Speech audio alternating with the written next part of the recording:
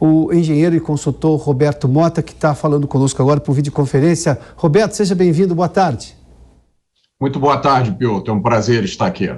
Roberto, nós temos um momento em que o Sabidana estava trazendo as repercussões econômicas que são brasileiras, mas também no mundo inteiro. A gente viu o próprio presidente americano Joe Biden preocupado com o preço dos combustíveis. A inflação americana também está pesada, na Europa também. Aliás, esses dias a gente viu o preço do gás na Alemanha a 100% maior. O mundo convive com a limitação de fazer sanções econômicas contra a Rússia, enquanto vê a própria Rússia avançando sobre o território ucraniano cada vez mais. A gente vê um avanço, inclusive uma escalada maior das forças armadas russas em relação à Ucrânia.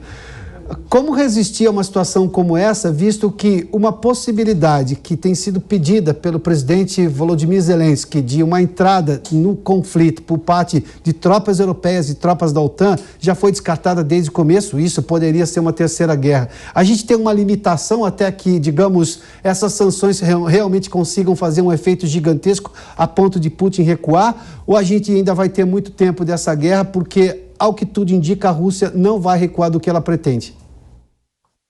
Essa é a pergunta que todo mundo está tentando responder, né, Piotr? Me parece que, pelas ações dele até agora, o Putin está preparado para ir até o fim com essa guerra, seja lá quais forem as intenções dele. Ele deu meio que um checkmate na OTAN. É bom lembrar que, antes de começar essa guerra, Putin teve uma reunião com Xi Jinping na China, tá? 20 dias antes dele começar essa guerra. Então, me parece que ele pensou, planejou o que ele vai fazer, que ninguém sabe direito, né? Existe discussão sobre qual é o real objetivo do Putin, até quem diga que Putin está doente, que está tomando medicação pesada, enfim.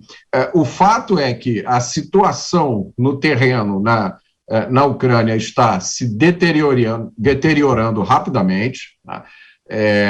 Os ataques aos civis estão acontecendo, os corredores humanitários estão permitindo a saída de refugiados, mas é uma situação precária. E nesse checkmate, a OTAN tem uma decisão muito difícil diante dela, porque qualquer ação mal planejada pode vir a detonar uma escalada nesse conflito. E aí a gente pode se ver de frente com um conflito armado de grande escala em plena Europa. E isso, Piotr, é bom lembrar, no momento em que a economia mundial está saindo de uma pandemia, a maior emergência sanitária, talvez, dos últimos 80 ou 100 anos. Então, nesse momento, a resposta que todo mundo procura é: qual é o objetivo do Putin? O que é que o Putin realmente está buscando com essa invasão na Ucrânia? E a gente escuta todo tipo de resposta, né? Diante dessas respostas, Piotr, eu vejo 3 cenários possíveis, tá? Um cenário otimista, que é o Putin chegar à conclusão de que o objetivo que ele pretendia, que talvez fosse dominar rapidamente a Ucrânia e mudar o presidente, é um objetivo que ele não vai conseguir atingir, então ele desiste, retira as tropas, faz algum acordo, pede desculpas, e a Europa e o Ocidente retiram as sanções. Esse é o cenário otimista. O cenário pessimista: o Putin continua lá, a Europa e os Estados Unidos fornecem equipamentos militares, esses equipamentos militares provocam uma escalada na tensão, uma escalada no número de vítimas, até que um incidente qualquer, vamos dizer, um jato que a Polônia emprestou para a Ucrânia, abate um jato russo ou vice-versa, um incidente desses provoca uma escalada e a gente entra na Terceira Guerra Mundial. Esse é o cenário pessimista. E tem um cenário que fica entre os dois, que é um cenário que a gente poderia chamar do Vietnã na Ucrânia.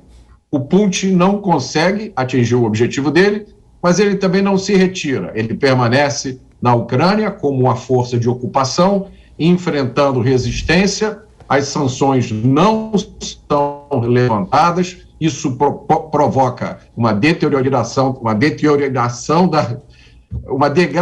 da economia mundial, e todo mundo perde nesse cenário, é o cenário do Vietnã na Ucrânia. Então, eu acho que são esses 3 cenários possíveis para a gente examinar a situação na Ucrânia.